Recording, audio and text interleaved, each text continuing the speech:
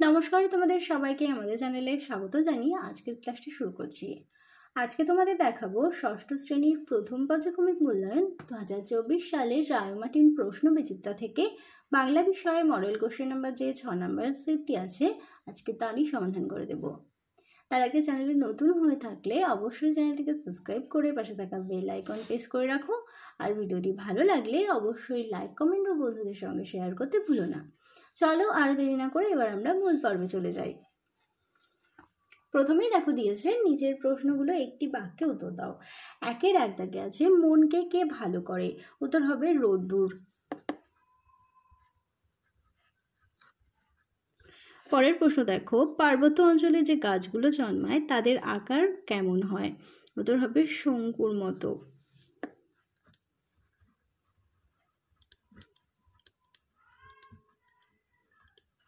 পরের প্রশ্ন দেখো, কুমোরে পোকার চেহারাটি কেমন। কুমোরে পোকার দেহ লিকলিকে সরু, এদের সমগ্র শরীরটি আগাগোড়া মিশমিশে কালো, কেবল বোটার মতো মাঝের অংশটি হলুদ রঙের। একের যাত্রাকে বলেছে যেতে পারি কিন্তু কেন যাব। কাব্যগ্রন্থটি কে লিখেছেন, উত্তর হবে কবি শক্তি চট্টোপাধ্যায়।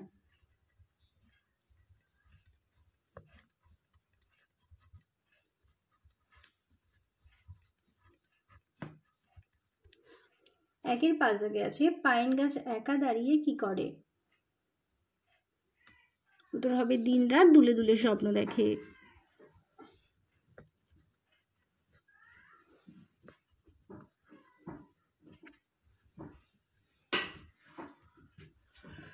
পরের প্রশ্ন দেখো, কুমোরে পোকা কি দিয়ে বাসা বানায়, উত্তর হবে ভেজা মাটি অর্থাৎ নরম কাদামাটি দিয়ে।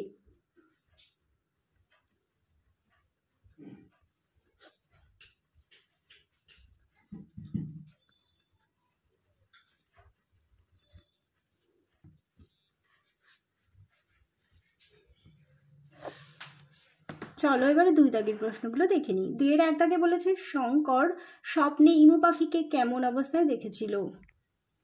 শঙ্করের স্বপ্নে ইমু বিরাট এক ছাই রঙের পাখি, অনেকটা বাজ পাখির মতো, তবে তার চেয়ে বড়।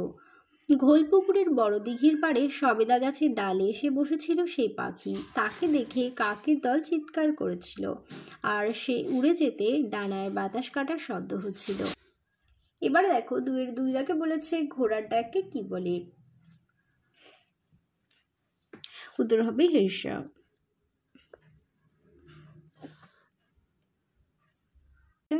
এরই সাথে আছে কাস্টাং সাহেবের বন্য জন্তুদের সঙ্গে কত বছর থেকেছেন, উত্তর হবে 40 বছর।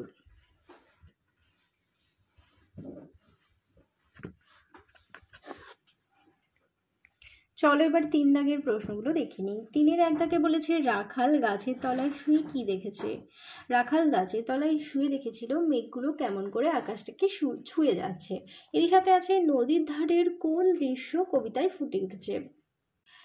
উত্তরে লিখবে যে নদীর ধারের শুকনো খড়ের আটি বোঝাই করে একটি বড় নৌকা বাঁধা ছিল, সেটি ফুটে উঠেছে। এরপরে চলে যাই তিনের দুই দাগে বলেছে ঘাস ফড়িংয়ের সঙ্গে কবির আলাপ হওয়ার দিনটি কেমন ছিল, আর ঘাস ফড়িং কিভাবে খেলা দেখায়।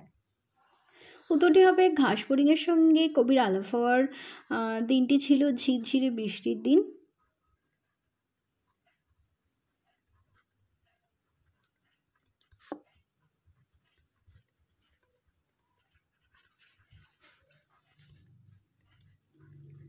আর ঘাস ফড়িং মাথা তুলে খেলা দেখায়। আর এরই সাথে ছিল ঘাস ফড়িং কিভাবে খেলা দেখায়, উত্তর হবে ঘাস ফড়িং সবুজ মাথা তুলে খেলা দেখায়।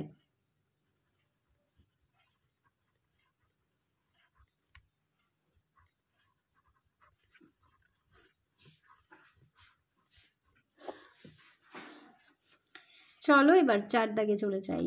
চারের এক দাগে বলেছে বিসর্গ সন্ধির ফলে বিসর্গটির র এবং ও তে রূপান্তরিত হচ্ছে এমন একটি করে উদাহরণ দাও।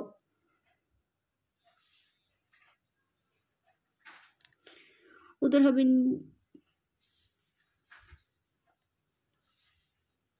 লিখতে পারো অন্ত বিসর্গযুক্ত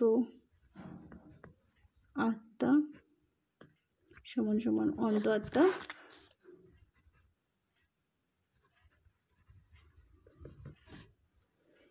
আরেকটি ওতে রূপান্তরিত হলো ছন্দ বিসর্গযুক্ত বদ্ধ,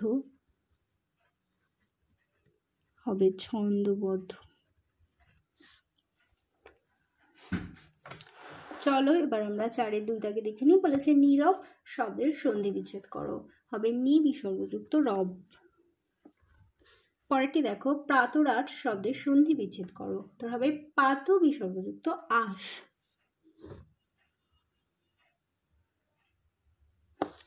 পরেরটি দেখো সন্ধি বিচ্ছেদ করতে বলেছে অধমুখ, হবে অধ বিসর্গযুক্ত মুখ।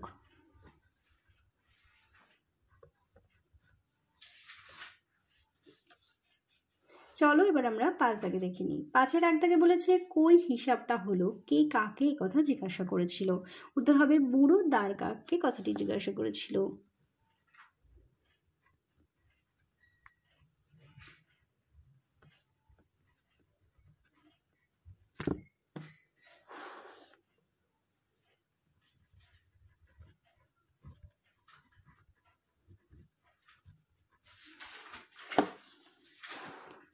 এবার দেখো বলেছে এ তো হামেশাই হচ্ছে, হামেশাই কি হচ্ছে। উত্তর হবে একটা ডিম থেকে দিব্য একটা প্যাকপ্যাকে হাঁস হচ্ছে। আর এরই সাথে আর 5-এর 3 দাগে বলেছে বেড়ালকে আর কি কি নামে ডাকা যেতে পারে বলে গল্পে বলা হয়েছে। উত্তর হবে চশমা, চন্দ্রবিন্দু।